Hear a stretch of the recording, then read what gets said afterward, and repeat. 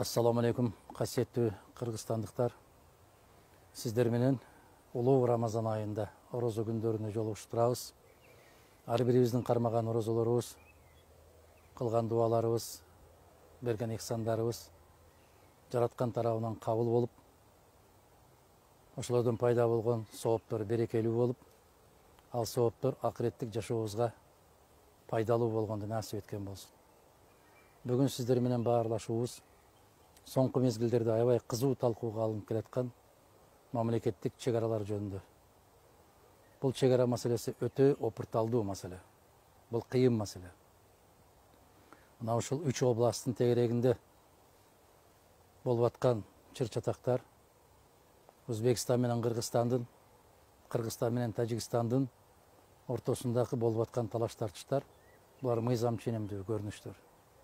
Бирок кыргыз бийлиги көтөрүлбөгөн маселени, башка тараптан көтөрбөгөн маселени өздөрү көтөрүп, өз баштарына өздөрү маселе үйүп жаткандыгы мага түшүнүксүз. Айрыкча өтө опурталдуу деген маселелердин бири бул Кемпир-Абад маселеси. Кошто мамлекет өзүнчө видеоролик даярдап, аны дүйнөлүк деңгээлдеги курортту курабыз, бул Өзбекстанга өтүп кетти деп жар салуусу аябагандай туура эмес көрүнүш. Бул мамлекеттин эгемендүүлүгүн сыйлабагандык. Ал маселе чечилген эмес. Биринчиден көтөрүлгөн да эмес. Эмне үчүн азыркы кыргыз бийлиги ал маселени кыстара койгондугу мен үчүн түшүнүксүз. Болгондо да мына ошол 6000 гектарга жакын жер, булар түбөлүктүү Кыргызстанда болуп келген башка маселе талаш-тартыш жараткан эмес.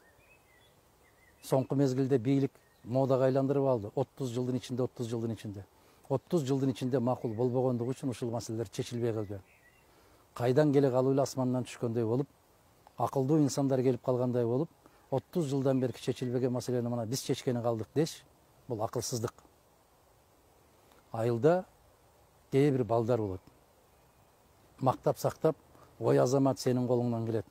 Сенден жакшы эч ким жасай албайт десең, күпүлдөп чуркап жүрүп, отунду да жарый берет, көмүрдү да ташый берет, баардык жумуштарды аткара берет. Мына азыркы бийликтегилер мага ошол балдарды элестетет. Кошто мамлекетке барганда жылуу жумшак мамиле жасап коюп, өмүрүндө эч качан андайды көрбөгөндөр эстери болуп, мына биз болуп калган турбайбызбы дегендей маселе жаратышып, баардык маселени биз чечебиз деп. Жок, силер чече албайсыңар. Силерге чейин чече албай келген. Бул маселени жалгыз гана Кыргызстандын касиеттүү эли чечет. Мана ошол жерде жашап аткан карапайым калк чечет. Силер чоң атаңардын же тай атаңардын короосун бөлүп аткан жоксуңар. Момчасын ала бергиле, мынчасы калса болду дегендей. Кыргызстандын жер байлыгынын, жер астындагы байлыгынын, бүтүндөй токой суулардын ээси жападан жалгыз Кыргызстандын эли. Бул Кемпир-Абад маселеси менимче саясий маселеге айландырып жиберишкендиги ачыктан ачык көрүнүп турат. Себеп Өзбекстан тараптан бул маселе көтөрүлгөн эмес. Муну биздин тараптагылар жасакерленгендик сыяктуу болуп турат. Анын үстүнө болгондо дагы өзгөчө кызматтын жетекчиси кое тургула мен Ташкенттен барып сурай келейин дегендиги бул өтө жагымсыз көрүнүш. Бул биздин эгемендүүлүккө каттуу сокку урулгандык деп билем мен. Маселе эмне үчүн Бишкекте же түздөн түз мына ошол Кызыл Октябрь айыл өкмөтүндө, Карабол айыл өкмөтүндө, Төрткүл айыл өкмөттөрүндө чечилбей туруп, Ташкенттен чечилиши керек. Бул уят маселе. Бул аябай уят маселе. Бул намыска келе турган маселе. Ошондуктан урматтуу кыргызстандыктар, жер тагдыры эл тагдыры. Мына ушул маселе көтөрүлгөндө сөзсүз түрдө мен сыяктуу азаматтар нааразычылыгын билдирип чыгат деп алдын ала маалыматтык согушту жарыялашып, болуп болбогон бүтүндөй бардык жалааларды Мадумаровдун үстүнө жаап аткандыгынын натыйжасын эми сезип атсаңыздар керек, эми билип атсаңыздар керек.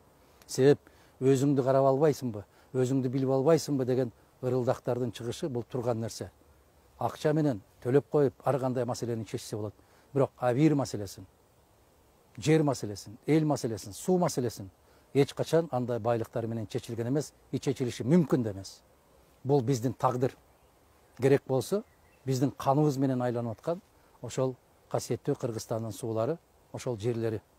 Мына сөз болуп аткан 6000 гектарга жакын жер менин изим калган. Мен ойноп жүргөн.